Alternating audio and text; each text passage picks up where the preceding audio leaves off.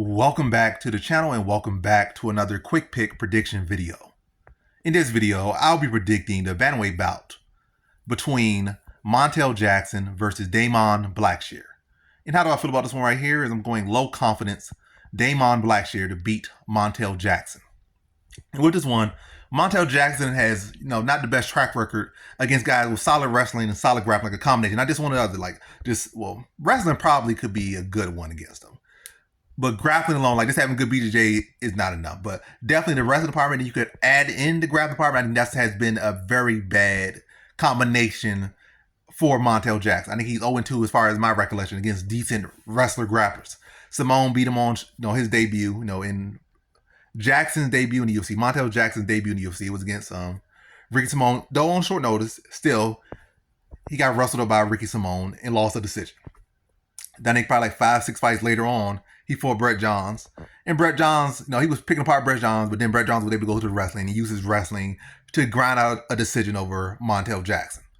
So the only two times he has fought like a solid wrestler grappler, not just a BJJ guy, but a solid wrestler grappler, in my recollection, at the UFC level, he's 0-2. Now he's going to yet another solid wrestler grappler in Blackshear, who I think is just as good as other guys. I feel like the only thing I would say I don't like about Blackshear here, stylistically wise, or as far as him as a fighter, I feel like his cardio and pace is not as good as those guys. I feel like he can dip off at times. And that could lead to a case where he might have a good first round and a half, and then gas, or maybe he'll try to implement the grappling too late. That's why my confidence low. If he had phenomenal cardio, I'd be like average. I want to go high because Montel Jackson's still a very great talent.